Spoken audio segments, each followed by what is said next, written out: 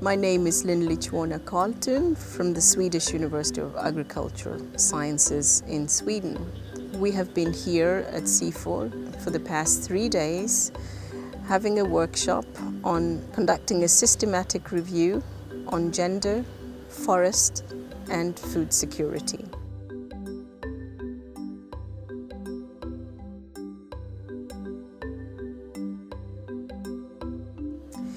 We have partnered together with various partners and colleagues from the International Institute of Environment and Development, from the Stockholm Environmental Institute, from the Lilongwe University of Agriculture and Natural Resources, as well as civil society farmer organization activists.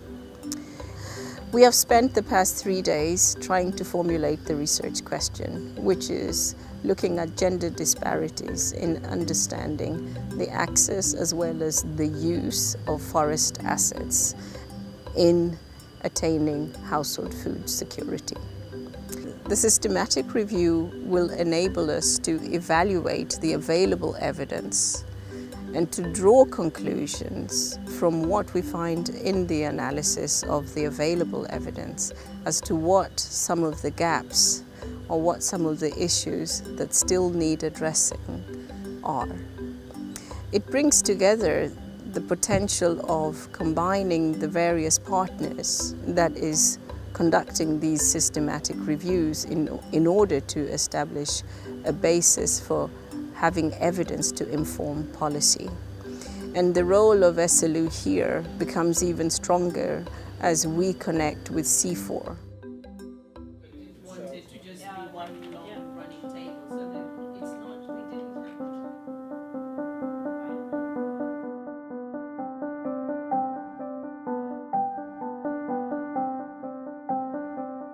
Well, as the coordinator of the research group Gender and Forestry, I find it extremely important that this systematic review is carried out.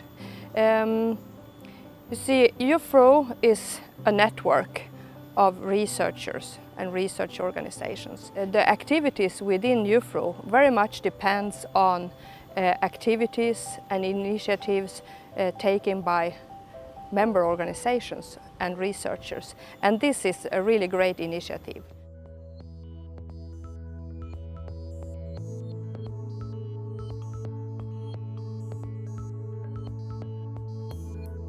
It can, and I see that there are basically 2 ways, or maybe 3 ways of doing it. One is at the sessions, the technical sessions, but also more generally by organizing, for example, a gender cafe that can take place all days throughout the conference. And maybe this will be the most important forum for dissemination, because still gender issues is by many perceived as a women's issue or something that has a very particular interest. It's not regarded as kind of a cross-topic, cross-sectoral, cross-business or an issue that covers most of the disciplines within forestry. It does not go only with human resources, it has an impact on silviculture, it has an impact on forest technology and so on. My name is Isilda Nyantumbu. I work for the International Institute for Environment and Development. I work mainly on REDD-related issues, including gender and how it is reflected in the policies as well as in the implementation of REDD on the ground.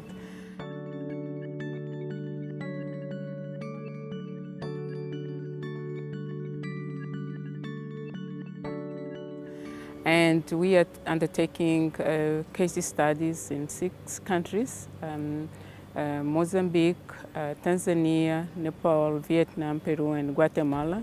in order for us to understand how gender mainstreaming in the RED strategy is being undertaken, and also to understand the link between the drivers of forest deforestation and forest degradation with commodities, and by using value chain analysis to understand who plays what role and who benefits or is likely to be a loser in that process. We will be able to draw on that wealth of knowledge that the review will bring and inform the studies that we are conducting.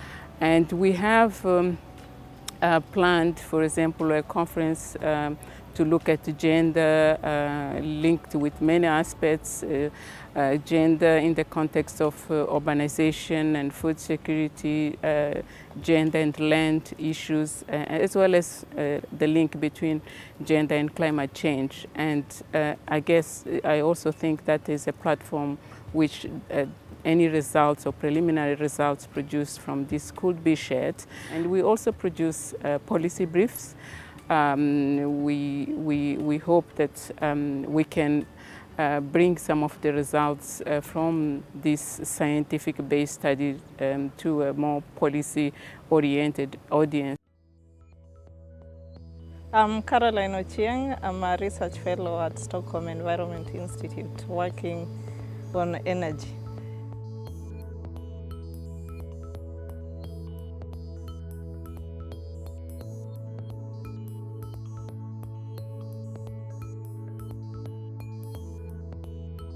Researchers liking to focus on one discipline. So I'm an energy person or a gender person or a food security person. So we work separately, we don't link together in a way that enables us to explore the issues jointly, which is something that this systematic review is addressing, and in a very unique way, because you are looking at 3 different topics, that's gender, forests, and food security, bringing in people from different disciplines and expertise in the issue. And that ensures that at the end of the review, the recommendations that come out consider all the 3 issues together and come up with concrete ways of addressing it. Normally, again, there's a focus to do research and forgetting the communication component of it.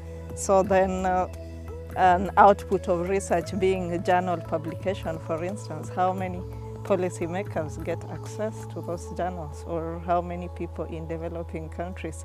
So I think we would need to find innovative ways of communicating with policymakers and practitioners around these issues. So if it's policy briefs, for instance, that's something that ACI is very keen on in terms of linking research to policy and practice, and maybe awareness sessions with the policymakers and this should not just come at the end of the research, but it should be an ongoing engagement, so that whatever review we are doing is actually addressing the needs of the stakeholders. Then they would be more receptive of the findings. So I think with this review, it's sort of setting up a model that others should replicate, starting with the needs assessment, then delving into the research, and then going back to the stakeholders and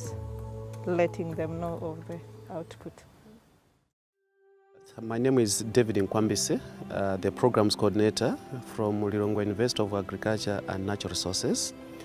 And I'm also a senior lecturer in environment and development.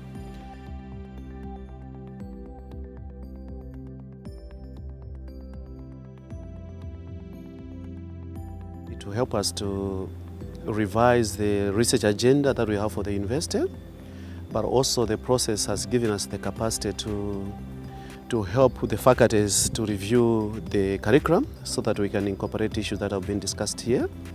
We are also hoping that we might have new programs depending on the systematic review that we have here.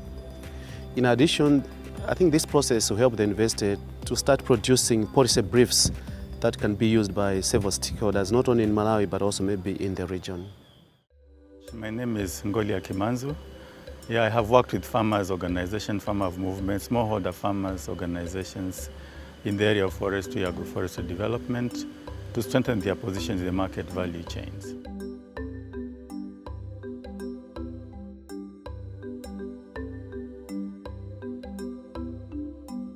For us in the civil society, who are actually part of this review, we look upon this as a very important exercise, all the information that will be collected, and we will disseminate it through our various channels. You know, we are part of the global farmers movements. There are several meetings that they hold every year. Those are very important channels. We also have communication strategies in the different civil society movements. So we look at every opportunity to make sure that the results of this work are disseminated. We also know, for instance, many development organizations at the UN level, they recognize the importance of farmers' organizations. Just to quote an example, the International Fund for Agricultural Development, they have an annual farmers conference in Rome around February of every year. So we will look at that an important venue to disseminate this important. And I know also that there have been several, movements and initiatives on the question of gender, even at the World Bank level. And they also call meetings for civil society. So we'll use all those different channels to disseminate these findings.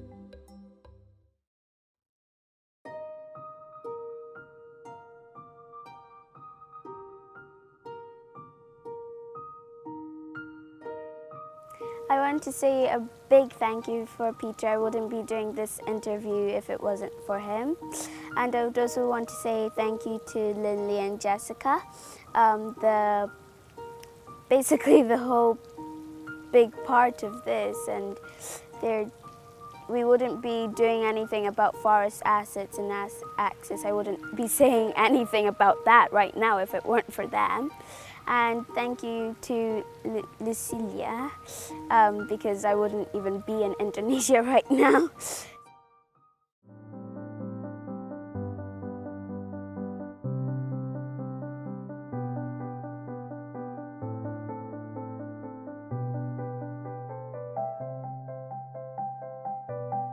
Well, I learned that everything's quite serious, and gender is basically women's rights and wrongs and men's rights and wrongs.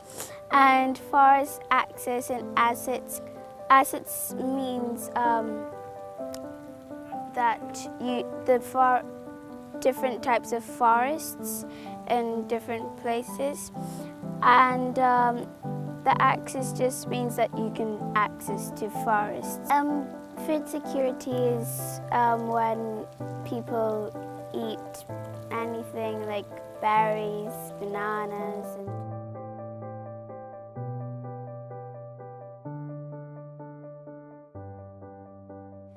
well, I took this morning session of exercises and it really got them going instead of just sitting there for the whole day. So I call them EE, energizing exercises, and it's really fun to teach them.